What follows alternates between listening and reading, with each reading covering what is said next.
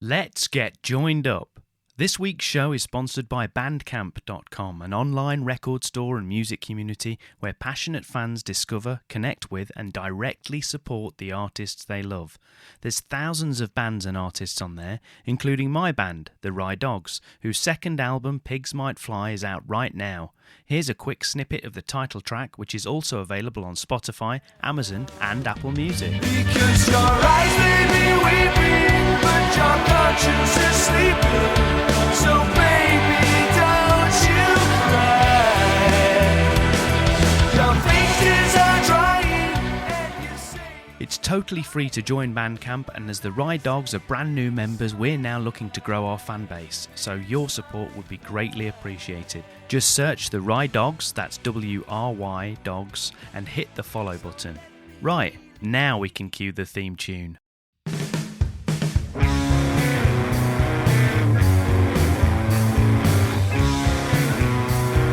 Joined up writing. Hello and welcome to the Joined Up Writing podcast, where a little procrastination can go a long way. I'm Wayne Kelly and it's episode 166 with psychological thriller writer S.J. Watson, talking about his earliest writing experiences, how important your voice is to your work, and looking back on his amazing debut breakthrough with the international bestseller Before I Go to Sleep. He also tells us about his latest project, The Writers' Lodge, aiming to build a place for writers to learn and connect. But before we get to that, a quick update from me, and I'm delighted to say I've done it. I've finally reached the end of this first draft. Obviously, it's just the beginning of loads more graft, but it still feels great to get all of the story onto the page and to find it mostly seems to make sense. The current draft stands at about 93,000 words, but I'm pretty sure there'll be some cutting once I get started on the revisions. The good news is I finally feel like I know what the book is actually about. I know that probably sounds like a strange, weird thing to say, but I think when you're writing the first draft, you often don't really know what exactly you're trying to say. You know, what are the main themes? What's the change or changes you want your characters to have undergone over the course of the book? What are the beats you really wanted to hit? I think once you know that, you can really refine things in the edit and make sure there's a clear through line from beginning to end. That's my plan anyway. And I have to say a big thank you to all the people that have read the various versions of Safe Hands over the months and, dare I say, years that the idea's been knocking about, and they've offered their feedback, and an especially big thanks to my online critique group, members of which include today's guest S.J. Watson and previous guests Sarah Bonner and Erica Waller, without whom this entirely new plot and draft wouldn't exist. I was basically ready to throw Safe Hands in the bin and just try something else, but Erica initially encouraged me to try again, and she gave me some suggestions as to how to approach my main character differently. And I've had great feedback and encouragement from everyone in the group, and they've pushed me along to keep going and get the damn thing finished. Now, it remains to be seen if it will ever actually make it to publication, but that's the same for any book we write.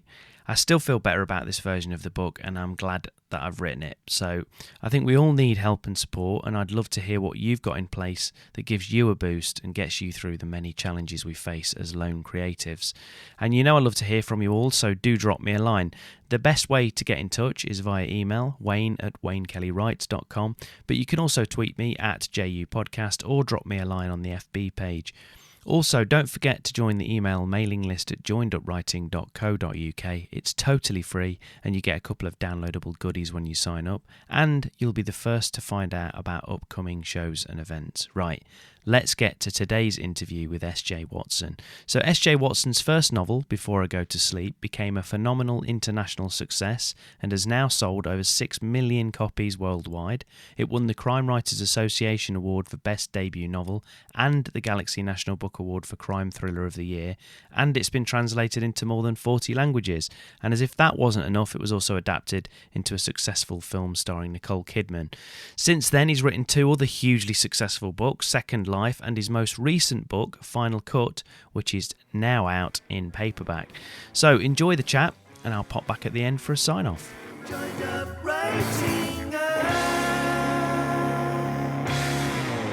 Okay, Steve, thanks so much for joining me on Joined Up Writing. Really appreciate it. So why don't we just start off just by giving us a sense of where you're speaking from and how things are going? I am speaking from my living room at my desk. Or did you mean in which part of the world? No, I'm at home in Brighton, and things are going all right. I've just been editing. I'm editing at the moment, so I've taken the time out to do this. But yeah, it's all going all right. Oh, that sounds great. Well, well, what I thought we could do, I often talk about what people are going on in their current book and everything, and we'll kind of get to that. I know you've got a book out at the minute. Your most recent book is Final Cut. But before we get to that, I thought we'd maybe go back in time and talk a little bit about your background, where you grew up, and what your earliest memory of writing was. Yeah, right. Well, I grew up in the West Midlands, a place called Wordsley, which is part of Dudley. Yeah. Well, yeah, I know. I'd literally never thought of that before. Strange. Yeah. So I grew up in the Midlands, and it was, I don't know, it was a sort of working class background, I suppose. I mean, looking back, it didn't really feel like it was, but I think when you're growing up, kind of the way you grow up is kind of how you just imagine everybody is, I think. So, and it was strange because it wasn't a particularly bookish. I don't remember there being books all over the house. Yeah. My mom was and still is a big reader, and I think, well, I know, in fact, she read to me from a very young age, and so I think that was probably why I kind of had this love of I've had this love of reading for my entire life. Probably, like, I'm sure everybody says that. Everybody who writes, I think, probably will say they've always loved reading. But I think it was definitely my mom's kind of influence there, that she read to me and encouraged a love of story and stuff. Yeah, go on. No, I was going to say that's similar to me. I kind of grew up in a working class background, and it was my mum that read, but it was same as you. We didn't have loads of books, especially fiction. My dad didn't read any fiction. He read pretty much just non-fiction books about World War II and that sort of stuff. But my mum did read. She read things like it was more horror, but again, she didn't read loads of it. But she kind of read, like, I remember reading James Herbert and stuff like that, and probably stuff that I shouldn't have been reading when I was younger. But that's kind of how I would see her sitting with a book, and I think that's kind of the first time I sort of thought about, oh right, and then going to the library and all the rest of it. So I can kind of relate to that. Yeah, we're talking about books that you're not supposed to read. I once found a copy of a Harold Robbins book underneath my mum's bed, my parents' bed. I was looking for my Christmas presents. I wasn't sort of just. Oh, that's okay. But there was stuff in there I don't understand to this day. Never mind at the time. But yeah, it's interesting what you say about libraries, because although we weren't sort of surrounded by books, I do remember that there was a weekly trip to Dudley Library. Or Briley Hill Library, actually. I went to Briley Hill Library every week, and I would get my probably 5 books that I was allowed. And that was kind of a highlight, just wandering around and finding which books I wanted to read, mixture of fiction and non-fiction. So yeah, libraries was hugely important, or that library in particular was hugely important as I was growing up. It was, where I got my fix, I suppose. Yeah, I mean, I walked past, because I still live in the same place that I was born. I did move away briefly, but I've come back. But I was going for a walk the other day, and I walked past our local library, and I mean, it's just kind of a shadow of its former self. I'm glad that it's still open. It's kind of a community library now, but I've got happy memories of, when I first got being able to have the ticket to be able to go down there myself and wander around and wander up and down and look around the shelves and stuff. So I can still remember. There's hardly any books in there now. It's mainly computers and half a dozen shelves maybe. But that's it's just a shame. It seems to be the way the libraries are going. I mean, yeah, it's good that there is that it's a space. I suppose it's like a space. Yeah. It's kind of sad. It's a shame there are no books. yeah, it's a bit of a drawback. So when did you kind of realise that you had a passion for actual writing? Do you remember, the kind of how you got into writing itself? Did you write as a kid, and do you remember sort of when you thought, actually, this is good fun or whatever? Fun? Is it fun? Well, it's when you're young because you're stupid. You don't have a contract and a deadline. No, I mean, I remember there were a few teachers. I mean, I suppose my love of books was carried on into school. There were some teachers who encouraged me to read and introduced me to new authors. And I remember one in particular was a huge fan of Tolkien, and sort of we read The Hobbit, I think, as a class, if I remember rightly. But then she could see that I was wanting more, and so she introduced me to the Lord of the Rings, and she even let me the Silmarillion, which I remember I attempted to read at the age of 11, and didn't understand a single word. Looking back on it now, but anyway, yeah. I don't mean, does anybody? I don't know. But as far as writing was concerned, again, it was teachers at school. I mean, I can't really remember specifically what kind of lit the fire, but I do remember. Whenever we had to write stories as part of a class, I always just really enjoyed it, and I enjoyed making the stuff up, and I didn't see it as being a chore. So I suppose you're absolutely right. I did find it fun on some level, and I remember, I used to write stories and then design. I mean, I'm terrible at art. They were rubbish, but I used to design, a jacket, and I think it was always. Well, I know it was always my ambition to one day be a writer, and to be able to walk into a bookshop and see a book I'd written on a shelf. Yeah. So yeah, I mean, I think it was largely again through teachers that were sort of encouraging me. And I remember one in particular, Mrs. Conway, said, "You're very good at this. You should maybe look at doing this for a living." And and here I am. That must have been huge, though. How did you feel when she said that? Well. My father, in particular, was very good at making sure any ambitions I had were clamped down straight away. So I think, without wanting to sound like a pessimist or anything, or a cynic, I think I probably just thought she was lying. I think my imposter syndrome was strong even at an early age. But no, I mean, I'm joking. It was really. Encouraging, and it was a lovely. It was. I remember feeling very pleased and very sort of. My little face grinned when I was told that maybe I was good at something, and could start to think about making it into a career. Well, I suppose making it into a career sounds a bit. I still don't think of it as a career really, but but yes, I've actually maybe my childhood ambition wasn't as crazy as my ambition to be an astronaut had been, or that was one of my earlier ones. Yeah, maybe it was doable, I suppose is what I'm saying. So do you remember kind of getting a kick out of seeing all the people reading your stuff or reading stuff out or anything like that?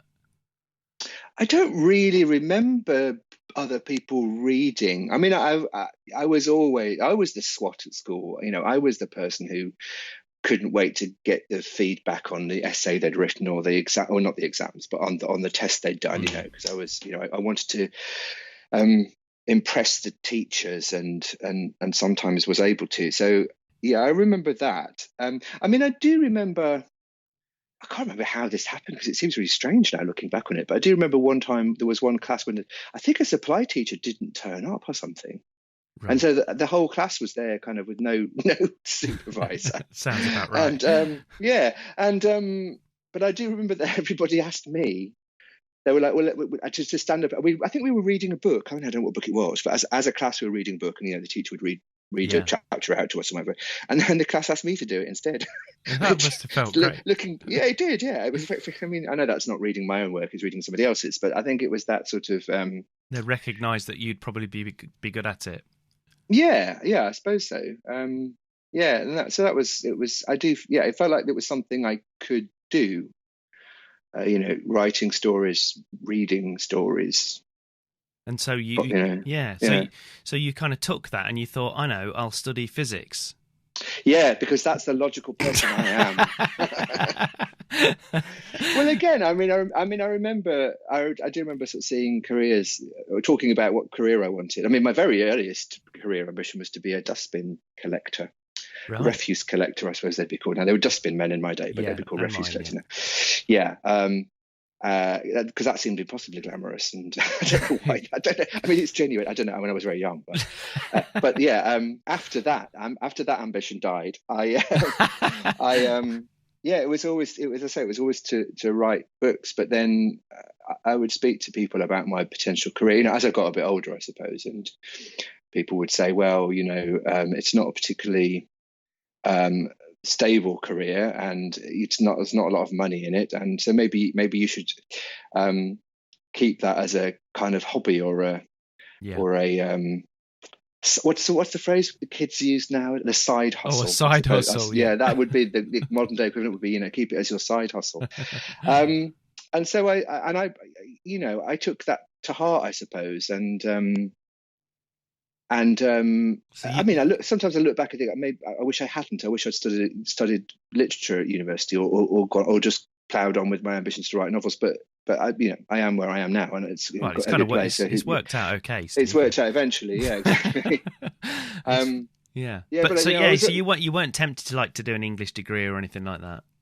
No, because I think looking back, what it was, I was good at science. I've always kind of enjoyed science, and I think what it was my however old I would have been at the time, 12-year-old or whatever self, sort of thought, well, if I can't be a novelist, or if I'm gonna have that as a hobby instead, I don't know what I want to do as a career. I didn't really have a plan. I didn't have a plan B, and I was good at physics, and physics is one of those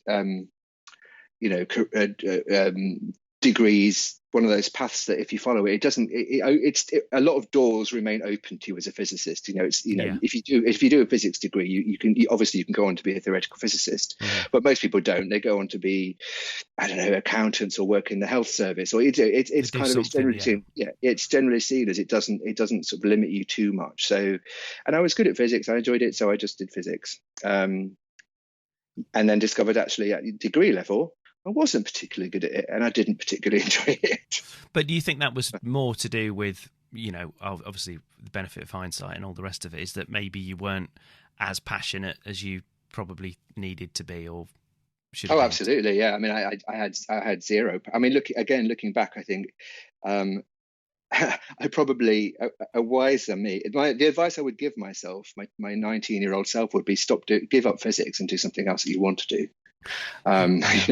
I mean, I think I mean, I think that's speaking again, somebody from a working class background, and at the time, I hadn't had anybody that had been in anywhere near higher education anyway. So I wish that I'd have had. I think kind of the thing that I kind of realise now in later life is that to be successful in a degree level is basically just pick something that you really like, whatever that is, and it kind of doesn't matter to a certain extent. But I think the way that we kind of thought about it, and that my family would have thought about it at the time, because they didn't have any experience or anything of it, they kind of viewed it like you would look at any other kind of training or an apprenticeship or anything else. They thought, well, you need to do something very specific that's going to specifically lead to a very specific job. You follow a path, like you just said, physics in particular or whatever doesn't close anything down. And, lots of people do an English degree for that very same reason. They end up going off into teaching or whatever, or something else. So I think, it was the same thing. I actually started university and ended up ditching it. I chose something absolutely, completely the wrong thing. I did like computing science or something. But it was this idea, well, computers looks like it's a good thing to get into, and you'd probably be able to get a career out of that. Yeah. I mean, the thought of going off and doing, I don't know, archaeology or something, it just felt ludicrous to me at the time. It was just felt like that's just doing something because you enjoy it. You don't do things because you enjoy it. You do things because they might make some money or get you a job and I think it's what you see around you. I mean, like my parents worked really, really hard in kind of very working class jobs, and they absolutely hated their jobs, but they did it anyway because that's how they put food and everything on the table and all the rest of it. So I just thought that's what life was like. Without exactly. wanting to sound too Monty Python or sheer bloody luxury, but it was a bit like that. Yeah. I suppose, it sounds like we were both sort of raised to not really expect to have a job that we also enjoyed. It's called work for a reason. Yeah, exactly. You're not supposed to like it. Yeah. So you kind of off the back of that, you ended up with a career in the NHS. Give us a sense of like what you did there and how long that sort of lasted for. Yeah, well, towards the end of my physics degree, I became interested in the science of hearing, basically, and realized that was I think I always knew I wanted to work with people rather than oscilloscopes. I knew that I didn't really want to be a teacher. Yeah. And so I kind of, through a process of sort of exploring different options, I became drawn to a career in the health service. And audiology was a nice way of it. It kind of combines. It's a very, at the level I went into it anyway, it's a very sort of scientifically sound. It would use the stuff I'd learned on my course about, there's acoustics and some computing kind of stuff. And things like that, and calibrating equipment, etc. So it was quite sciencey, but at the same time, it was also quite people friendly. I'd be meeting patients, so I'd be trying to help people. I'd be trying to, I would also be working with children, which scared the life out of me. I thought if there's only some way I could do this training without having to work with kids. Although I ended up specialising in paediatrics and really enjoying that aspect of it. So it just kind of goes to show. But so I went off to Southampton University and did a 1-year MSc in audiological science, I think it was called in those days. And then moved to London and to complete my training and worked there for my entire NHS career, actually. So I started off specialising in adults who had hearing and balance problems predominantly. At the National Hospital for Neurology and Neurosurgery, which is a kind of a specialist hospital in central London. That was quite an interest. I mean, looking back, I think that probably did have some kind of effect on the topics, certainly for my first book, for Before I Go to Sleep, what I eventually chose to write about, because it's one of those places that where patients from all over the country who have these very, very obscure, those kind of diseases or problems of the brain or nervous system, which only a handful of people catch. These incredibly rare things that people have would end up at this hospital. So I saw lots and lots of very, I was going to say weird and wonderful, but it wasn't wonderful for the people suffering from them. But no, very strange stories. Strange conditions, and I think I've always had an interest in psychology and the way the brain works and what happens when things go wrong. I've always been slightly fascinated by that kind of thing. But I think that at that hospital, in that job, I became even more, interested in what happens when the brain or the nervous system doesn't quite work properly. I remember, for example, a patient who was functionally paralyzed from the neck down, as in he was unable, but they could find absolutely no physical reason, and it seemed to be something in his brain was just saying, no, you can't walk. Wow. Or in the waist down. But anyway, he was confined to a wheelchair, but it seemed to be his brain that was saying, no, you can't walk, and he couldn't. It was very strange. And you just think, well, how does that happen? And was that ever resolved or anything, or was it just? I don't know, because those sort of patients I would have only seen. We would have seen him and done a kind of probably a hearing test and tested his balance system, and then he would have gone off to his own consultant, and I probably would have never seen him again. So I don't know, but it was those kind of, as every day I was meeting people whose brains were letting them down in some way, or had messed up. So I think that's possibly one of the reasons anyway why I became interested in things like amnesia and dissociation and stuff like that. So as you say, I'm guessing kind of writing was bubbling away in the background, and then at some point you decided to join, what I think was the first one, the Faber Academy novel course. Is that right? So tell us. That's right. Yeah. Tell us about that. How did you have to submit a sample of work to do that? How did the course kind of work? Yeah, well, as I got more and more senior in my health service career, I was finding it less and less fulfilling, and I was more and more unhappy because.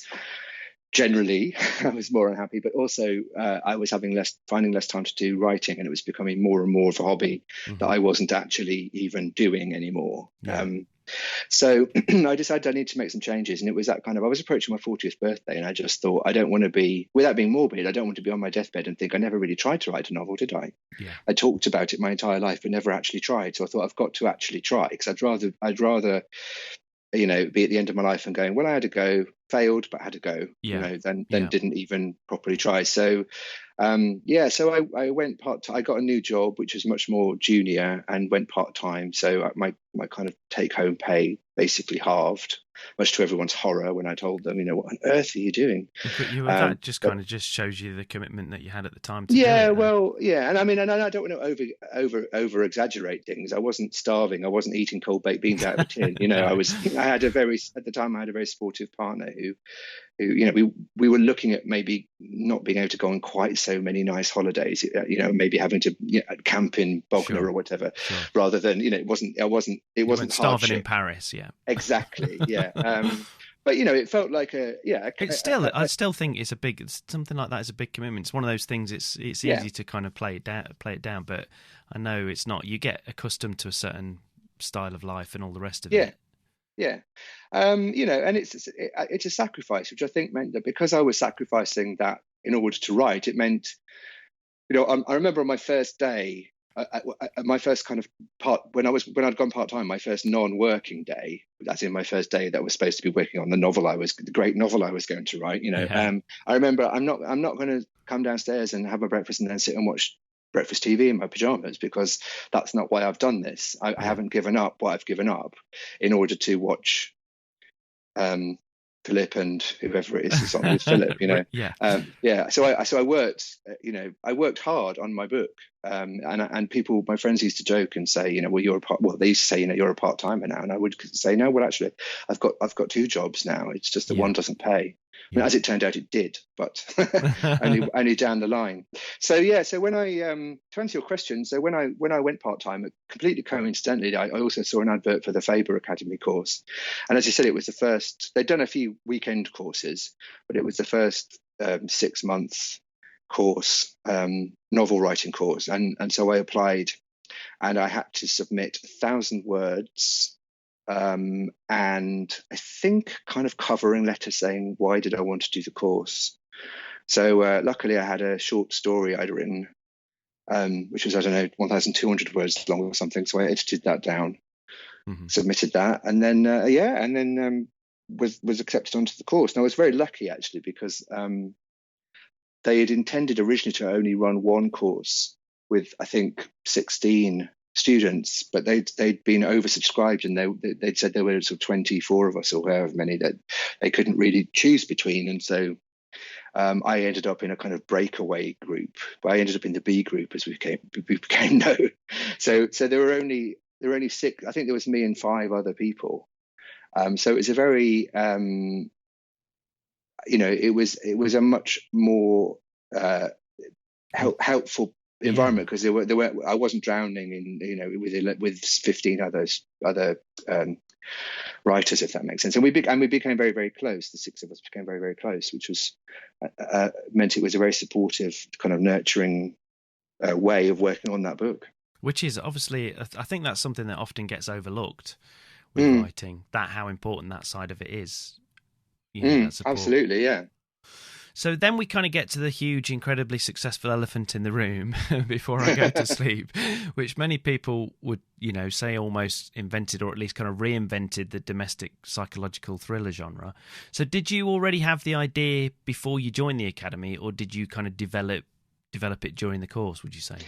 Yeah, no, it was a strange one, because I'd towards the end of my NHS career, so just before all this started, I'd been working on a different book completely, and for the first time in my life, I'd started, I don't know how many books in the however many years, 30 odd years before that, but for the first time I'd actually finished a draft of a book, and I'd edited it, and but it was rubbish, or I felt it was rubbish anyway. Right. I don't think it wasn't really working. And so when I was accepted on the Faber Academy, I thought one option would be to take this book that I've been working on for 4 years and that isn't working, and try and fix it and try and get it done. Mm-hmm.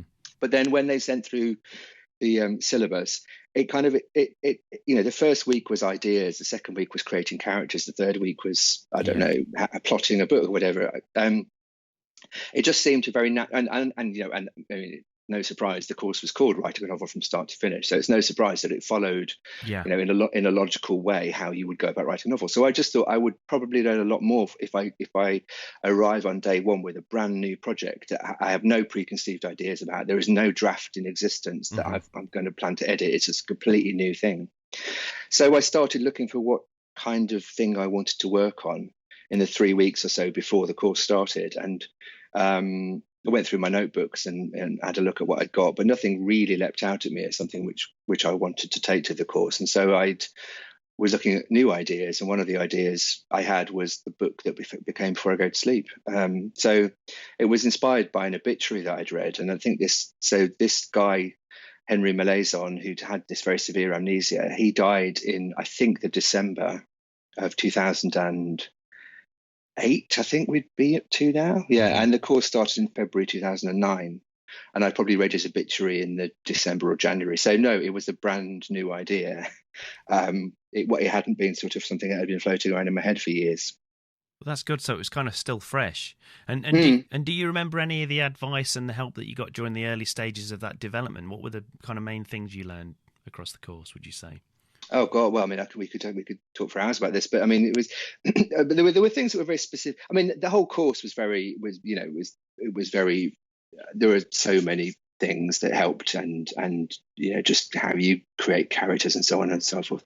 But there was some stuff that was very specific to me, like habits and tics that I had. Like, this sounds ridiculous now, but I found it incredibly difficult to not describe every moment of my character's life. So it'd be things like Christine, the main character, would be going to the shops, for example, say, and I would start writing about her getting her stuff together and finding her purse and waiting at the bus stop, and the people that were at the bus stop, and the people that were on the bus, and the people that and what happened on the bus journey. And my tutor would just go, you could just say she went to the shops.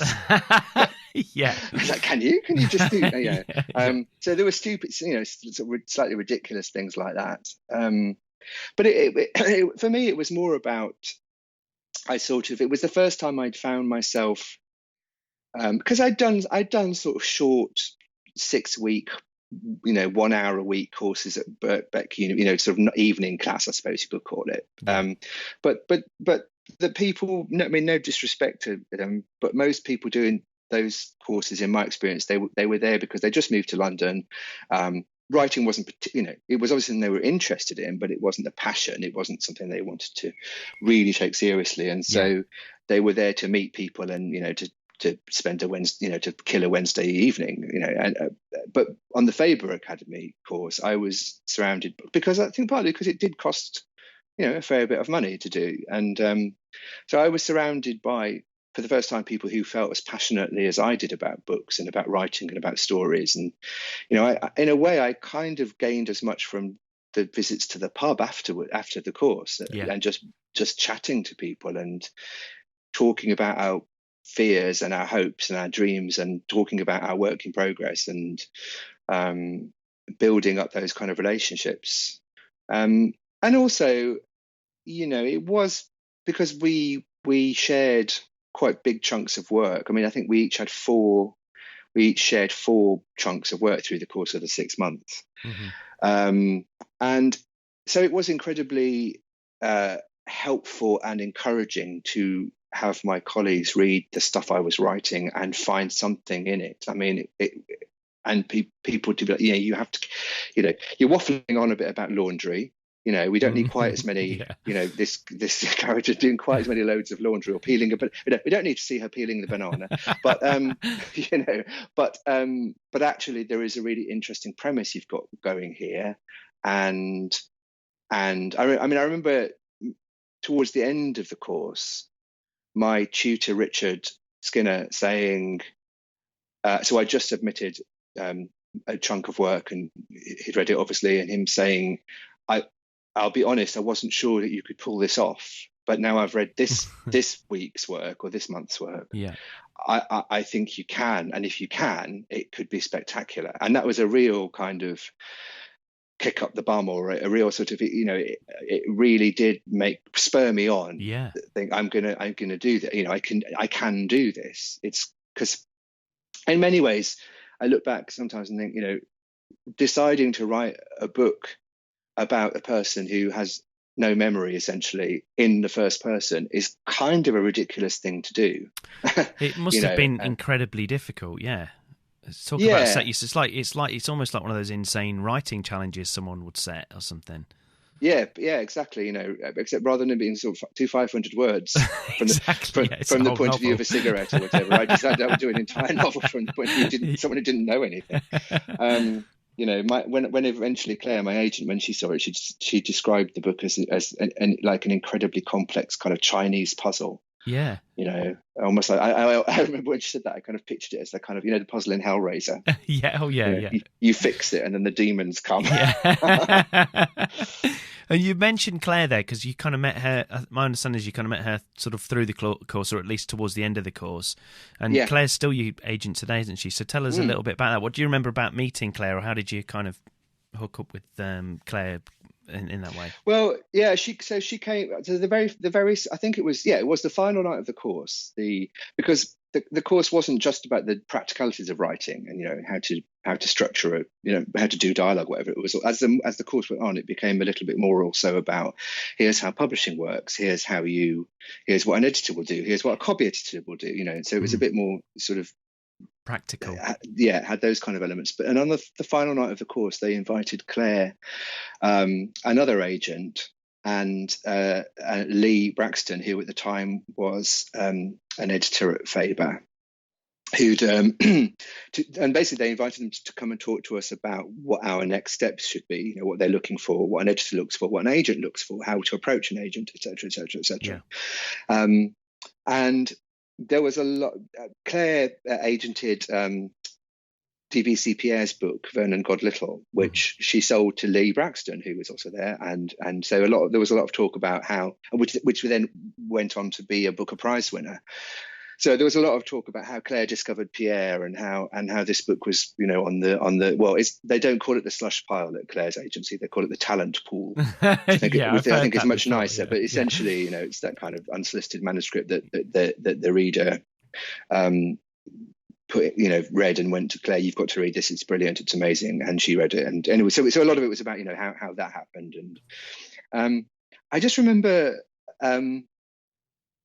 really she was and is an incredibly engaging, articulate, intelligent, funny person, and just one of those people that, like, this might sound ridiculous, but I do remember there's a film about Joe Orton and Kenneth Halliwell called Prick Up Your Ears. Yes, I've seen it, yeah. And in that there's a scene in which Joe, and I think probably Kenneth as well, go and see the person that becomes Joe's agent, whose name I've temporarily forgotten, but she was one of these kind of like huge figures in theatrical agenting back in the 60s or 50s. It would have been 60s, wasn't it? What was her name? Anyway, I can't remember. And I just remember and in the film at least, she was extremely eccentric and sort of very funny and very interesting. And I remember thinking, oh, Claire's a bit like that. She's just one of these people that she has a big personality. She's very, being with her is always a fun, exciting, inspirational experience. She just has that kind of quality. And anyway, so I remember we had a little party because it was the end of the course, and she stayed on, and I got chatting to her and everything. And then we went to the pub, and she came to the pub with us, and then we went from that pub to a different pub, and then to a different pub, and then we ended up in this bar on Old Compton Street in London, in Soho. And I mean, and at every stage, obviously, we jettisoned a few more people. So by the end of it, there was only like 6 of us. Yeah. And Claire was there buying cocktails. And I just remember thinking, I do remember really clearly thinking, I don't know that I'm ever going to write a book that is good enough for this woman to be my agent, but I just want her to be my friend. Yeah. I wonder if I could just say, can you just kind be of my spurred friend? you on. Yeah. I mean, but joking aside, I remember at the end, it was literally 3 o'clock in the morning. I was quite inebriated. We all were, I think. And Claire, I end up sitting next to Claire in this bar in Soho, and she says, "What's your book about then?" And I slur. The week what a before, perfect time to do a pitch. Yeah, exactly. It probably was the best time for me, actually. But the week before, luckily, we'd been working on our 25-word elevator pitches. So I slurred this elevator pitch at her, which she seemed to understand. And we spoke about it for, I don't know, 5 minutes. And then I got my notebook, and she grabbed my notebook, and she wrote her email address in it and said, when you finished, you absolutely must send it to me. And of course, Claire was and is one of the top agents in the country. And to have, although, she hadn't read a word I'd written, but to have somebody like that say, I will read your work when it's done, that, I would have finished the book anyway, I'm sure I would. Yeah. But that was yet another kind of bomb underneath me to just like get this book done and make it as good as it can possibly be. Because I suppose after that, I just thought I'm never going to have a better chance than this of interesting an agent, of securing an agent. Yeah. Here's Claire Conville wanting to read my work. I've got to make it If good. that doesn't motivate you, then nothing will. Absolutely, yeah. And so talk us through how so moving on from that, how did Claire actually kind of help you secure publication? Did she work on the book with you as well after you'd sent that initial, once you'd finished it and you sent it to her? Yeah, we did. We did. I mean, it's difficult to say exactly how many, but we did several drafts together. So I met her in the August when the course finished, and then worked on the book, finished the book.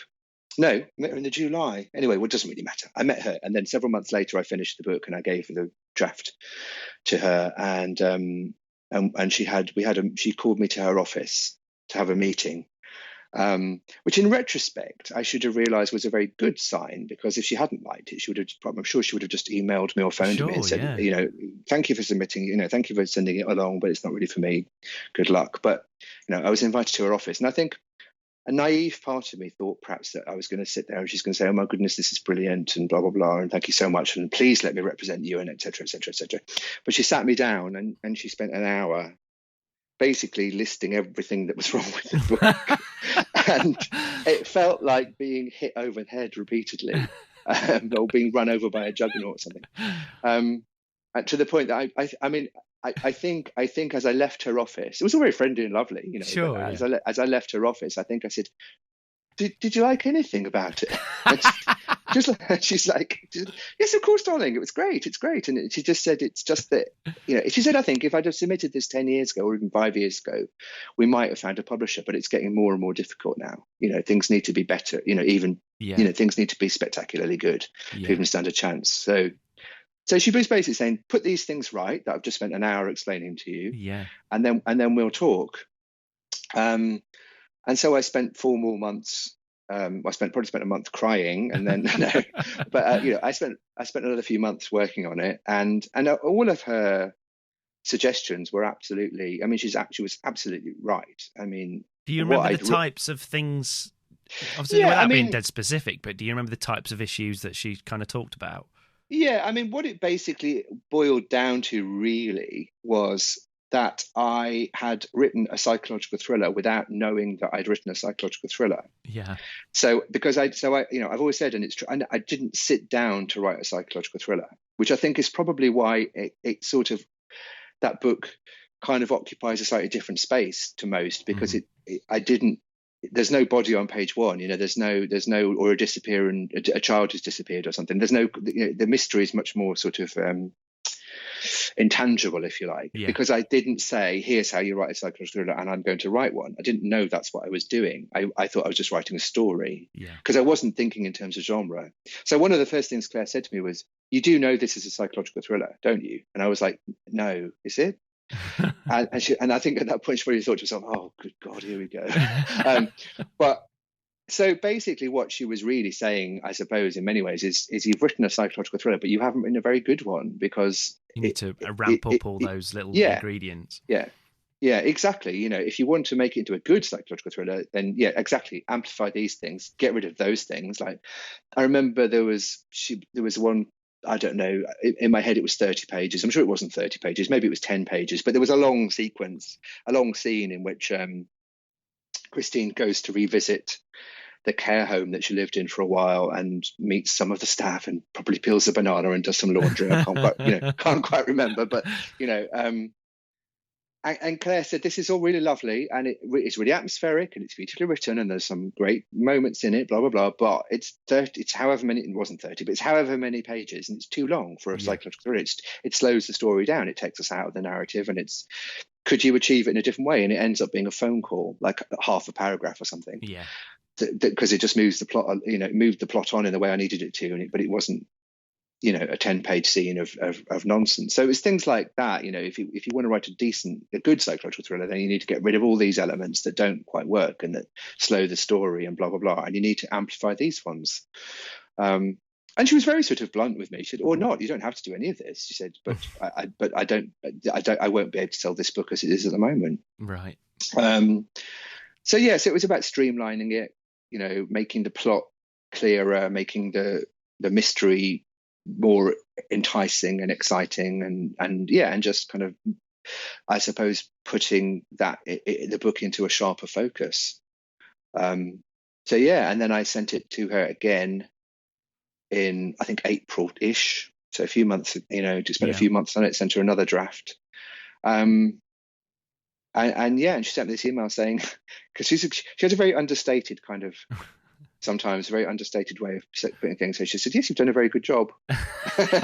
And that's all the praise you're going to get. And then she's like, "Can you come into the office on Friday?" And again, I should have realised you've done a very good job. Can you come in the day after tomorrow? I should have realised actually that she's very excited. And I remember she took me up to her office, which was in exactly the same kind of, back then was in exactly the same sort of building that you would expect that's seen in Prick Up Your Ears is in. It was this kind of ramshackle place in Ganton Street, and with like staircases that sort of all shot off in different directions, and her room was full. I mean, obviously full of books and manuscripts all over the floor, and it was a real sort of quite an eccentric building.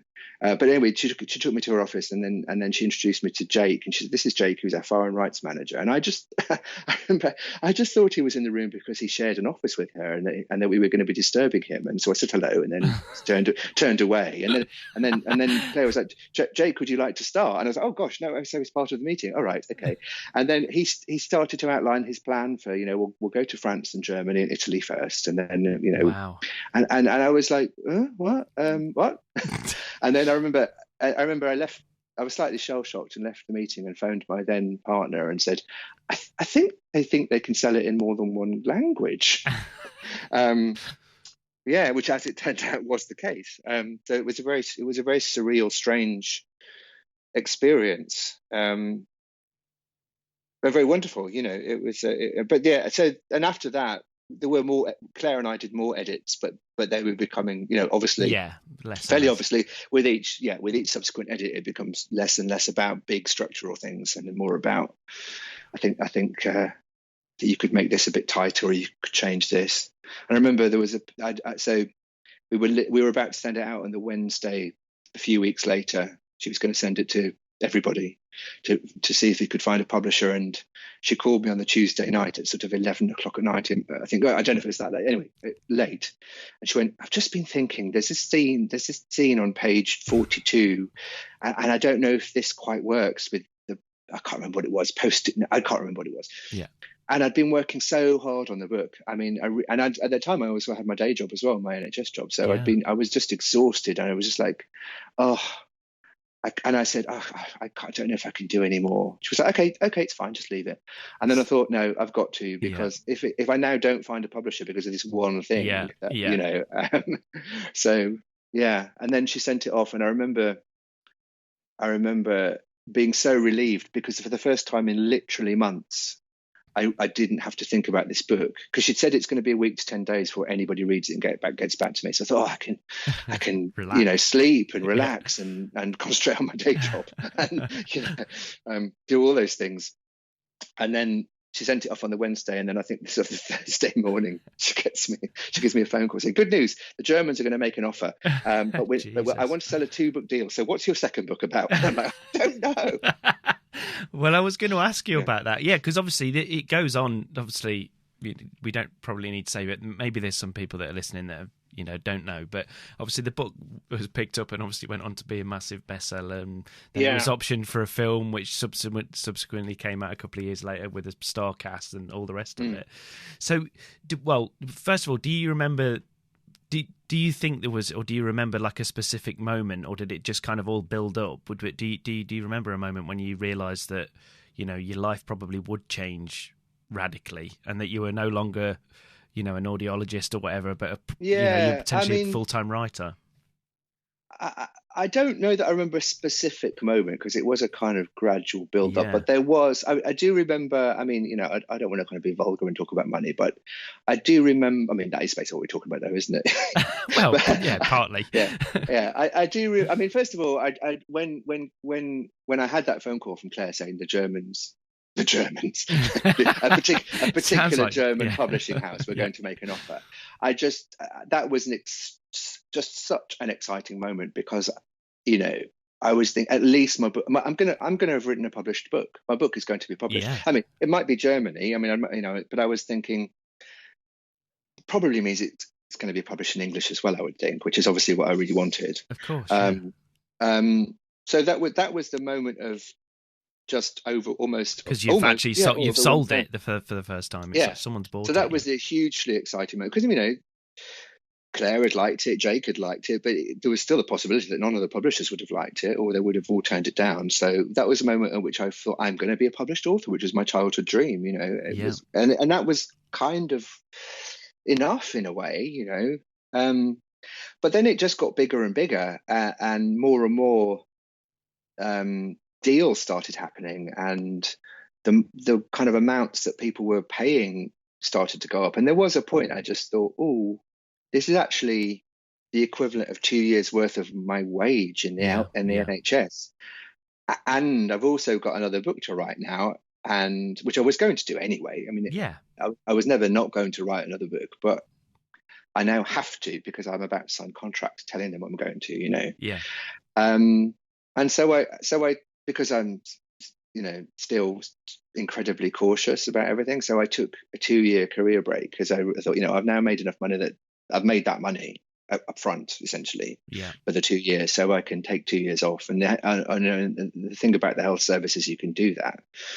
But then, you know, the film deal happened and more places bought the book, and then the book started to sell really well, which meant I then started to get royalties, etc., etc., etc. And there was a point at which, well, actually, I remember my boss. So took 18 months into my 2-year career break. Yeah. My boss calls me and says, "Oh, hi, Steve. I'm just ringing to see how you're doing." And I was like, "I'm fine, thanks. I'm actually on book tour in America at the moment." I don't know. I can't remember. But he went, "Yeah, you're not coming back, are you?" And I went, "No, I'm not. Shall we make it official that I've left?" So yeah, that was a nice moment. And actually, even then, it wasn't so much about the financial side of things. It was also about, I just realised that even if everything suddenly went wrong and I, you know, lost all my money in a gambling addiction or whatever, I wouldn't go back to doing audiology. It felt like that was a chapter that I'd moved on from. Yeah. So yeah, it was more about just realising that I wanted to do. This was where I was in my life. And that you'd found where you belonged almost. Yeah, well, absolutely exactly that. Yeah. It feels, I mean, I'm not a believer in fate or anything like that, but it did really feel like I found the thing that I was put on this earth to do. If that doesn't sound too ridiculous. No, it doesn't. It doesn't at all. So you've got obviously this incredible debut comes out, and now you, as you say, your agent mentions the have you written another book, or are you the dreaded second? The second album syndrome.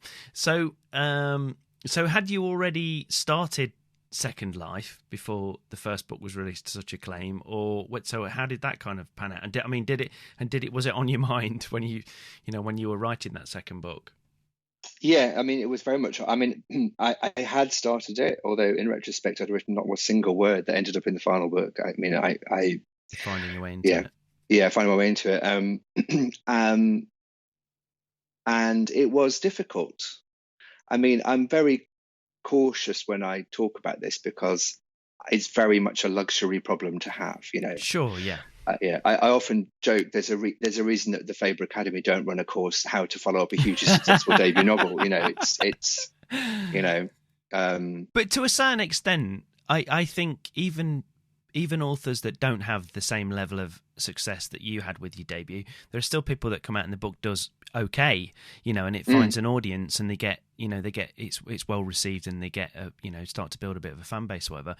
Even authors that I've spoken to in that scenario, they're still really kind of worried about the second book, because now they know there's actually somebody waiting to read the next thing. And you know, and it's not just as you say, your other half, or you know, maybe somebody in your critique group. It's probably your agent, it's your editor, and then eventually it's going to be somebody that's read that first book and loved it, and now they want to know what you're doing with this next thing. And that all must play into it, regardless of the size of the success, which obviously just amplifies everything. Well, no, you're exactly right. I mean, it's exactly that. I wrote the first book for a handful of people, and I think it's a Stephen King quote, and he said, you know, you write the first draft of anything with the door closed and the second draft with the door open, meaning obviously, you know, you need to write the first draft without really thinking about your audience. But then the second draft, you very much do need to think about your audience, because you need to make sure that the story works and that people are going to enjoy it and get it. And I think I just found it incredibly difficult to keep the door closed as I was writing the first draft, because I couldn't get all of these people out of my head. You know, as you mentioned, you know, agents, editors around the world, you know, but more importantly, you know, something like 5 million people had bought Before I Go to Sleep and read. Well, it's, you know, probably read it, but you know, I think they did. Yeah, some of them at least. You know, and so, as you say, at least some of those people were going to be buying this next one. So I just felt it's got to be good. I can't put out any old crap. You know, I can't just. People are depending on me to entertain them, to tell them a story that they enjoy reading. That's worth parting with, you know, £7 or, you know, whatever the books cost. And also silly things like, I mean, I don't anymore. But at the time, I was reading my reviews, and you know, I would look at Goodreads and Amazon, which I now realise is not helpful, shall we say? But you know, there was one. I remember one in particular. There was somebody who had said in an Amazon review, or like a 1-star Amazon review or something, had said, "Oh, the characters in this book, in Before I Go to Sleep, they turn to each other so often. It's a shame. It's a wonder they're not constantly dizzy," because, you know, apparently that was one of my crutch, you know, those crutch phrases again that you use. You know? It's he turned to her, she turned to him, you know. So when I was sitting down to write Second Life, you know, every time I was about to type, nobody he turned to her. I would think, oh no, because Mrs. Smith in Hartlepool thinks I do this too much, so I've got to stop. And it would just, you know, you can't have that, I think, when you. So yeah, it was a pressure. And also from a writing point of view as well. I think Before I Go to Sleep wasn't planned out in any great detail. Right. I knew the beginning. I knew the opening scene, and actually I then began writing it. And it was only maybe a week or 10 days or whatever later, that the twist or the truth that's at the heart of the book, that makes sense without spoilers, you know. Came to me, and I thought, oh, that could be interesting if I could make that happen.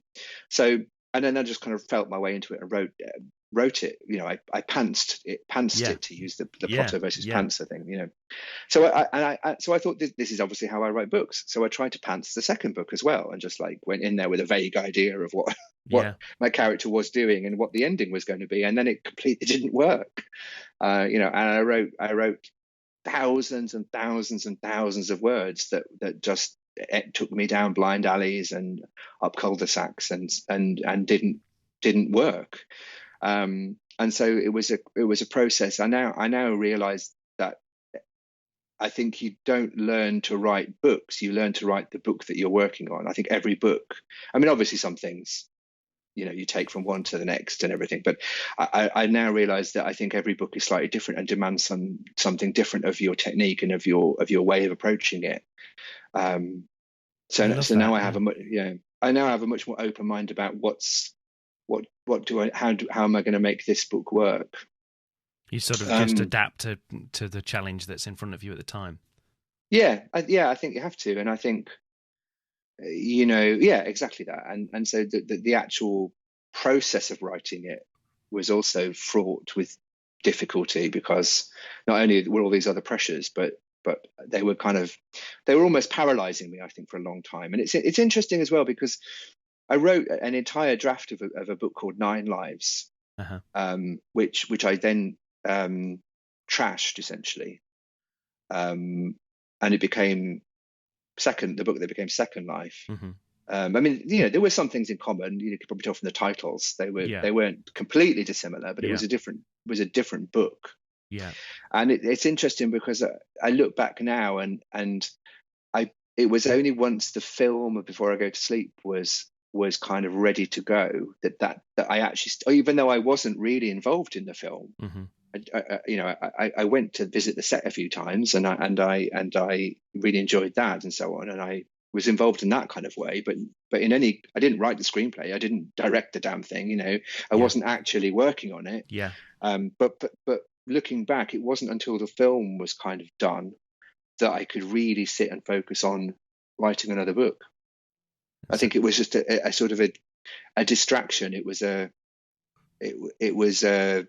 distraction. Kind of how you kind of sort of marked it as being, okay, that's done with now, I'm moving on, kind of thing. And also in a kind of practical way, in a way, if the producer of the film, Liza, calls you and says, "Oh, we're starting to film next week in where was it? Somewhere in West London. It wasn't Pinewood, the other Twickenham Studios. Yeah. We're starting to film next week in Twickenham, and would you like to come down and visit the set?" I'm like, if it's that, or spend 4 hours working on your sequel in a dark room, crying, over a plot that's not quite working. Which are you going to do? Yeah, it's a tough come one. and meet Nicole Kidman or sit in a room with imaginary people. Well, Yeah, I'd choose the first one. Yeah. So, obviously, you went on from that. You had continuing success with, as you say, Second Life and your most recent book, Final Cut. But do you kind of ever get the urge to write in a different genre? Obviously, that you wrote psychological thrillers. You carried on, continue to write psychological thrillers. Do you kind of get the urge to write in a different genre? And I know from speaking to lots of other writers that find success with a particular genre, it can be tricky sometimes when you tell your publisher that you want to, or your agent or whatever, that you want to try and write something different. Is that a challenge that you've faced and that you Yeah, I mean, it took me a while to realize it, but my publisher wants me even to be a brand, Sure. And I tried for a long time, I think, to kind of fulfill that, but over recent years and months and years, I've kind of become increasingly frustrated with that, because there are other things I want to do. I mean, I think the books I write will always have elements of a psychological thriller, because those are the books I love, books with twists, with exciting storylines that are mysteries and, surprise you, and strange things happen and blah, blah, blah. I can't see myself writing, a romance anytime. Well, actually, I don't know, maybe, but never say never. Yeah, well, exactly. I mean, I think that's actually my take on it. I would like to find myself, and I'm moving towards a position where I can write whatever I want. I think. Yeah. I think it's becoming important. It's becoming more important to me that I enjoy what I'm writing, because I write better books when I'm enjoying it. Obviously, I think. I mean, I say obviously. I mean, I would think that'd be obvious to people, but if I'm not enjoying writing it, it's probably not going to be that great fun to read. Yeah. And I got to the point where I was starting to feel a bit straitjacketed by other people's expectations of me, not readers. I mean, none of this came from readers. It all came from people in the publishing industry.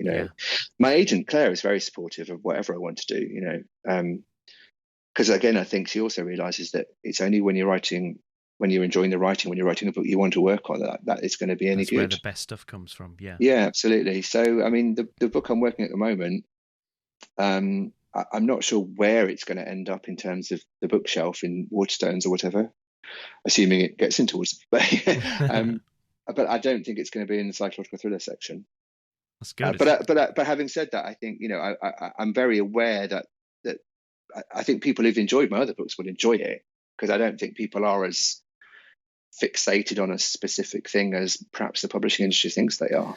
No, and obviously there are people, that manage to transcend all of that, and they just write what they want to write. And obviously Stephen King is one of those people. I know he's been around for a very long time, but he's kind of had a go at lots of different things. He's done sort of pulp, sort of hard crime, hard-boiled fiction. He's done out and out horror.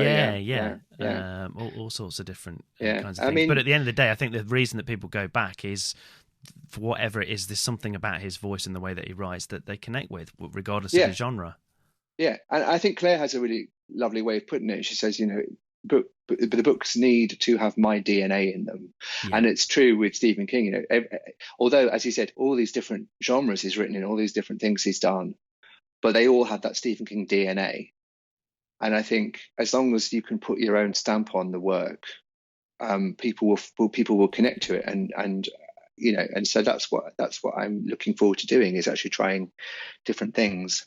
I mean, I don't think I'm likely to write a sci-fi trilogy anytime soon, but actually, having said that, when I go, when I think back to what the books I loved as a child, and the first things I was writing, they were sci-fi and fantasy. So who knows? So who knows? Don't write anything off. No, exactly. I might do an Ian Banks, Ian M. Banks. Yeah, that's it. One day, Yeah, change the nom de plume or whatever.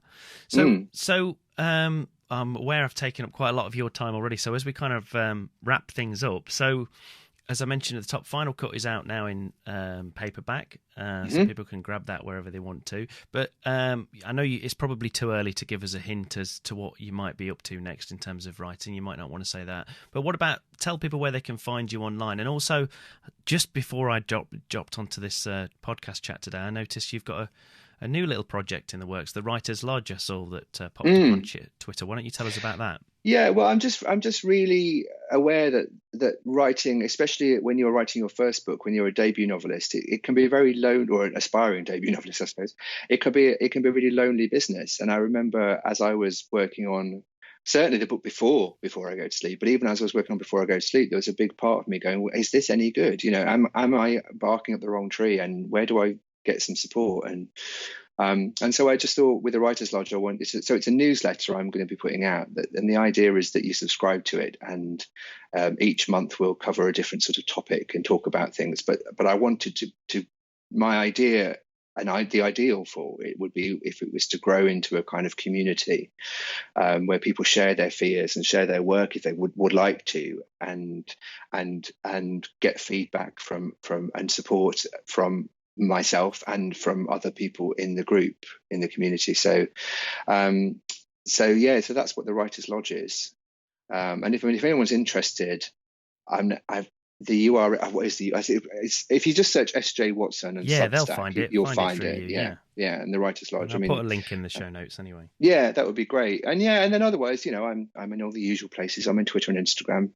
It's SJ_Watson on both of those things.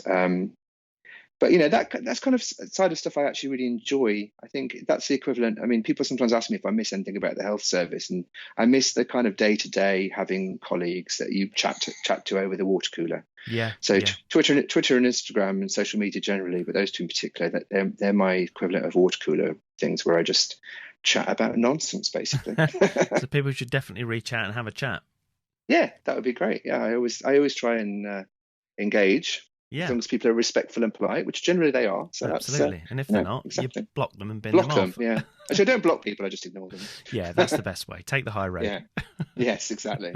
All right, Steve. Well, thanks very much for chatting today. I really appreciate it. But for now, thanks for coming on Joined Up Writing. Thank you for inviting me. It's been lovely. Thanks. Joined Up Writing. There you go. Thanks again to Steve, and I'll put all of his links in the show notes over at joinedupwriting.co.uk, or you can find them in the podcast description on whatever device you're listening to this on. That pretty much wraps it up for this week, but don't forget to get in touch with all your thoughts on the show, feedback, and to tell me what's going on in your writing world, and you can do that by dropping me an email at wayne@waynekellyWrites.com. Also, remember you can find the entire back catalogue of interviews on the website. Make sure you subscribe at Apple Podcasts, Stitcher, Spotify, Overcast, YouTube, or wherever else you get your podcasts to have the podcast downloaded automatically every week. Also, remember to leave us a nice rating and review on Apple Podcasts, as it really helps others to find the show, or, just recommend it to one of your friends. So that's it for this week. Thanks for listening. I'm Wayne Kelly. Happy writing, stay safe, and I'll see you next time.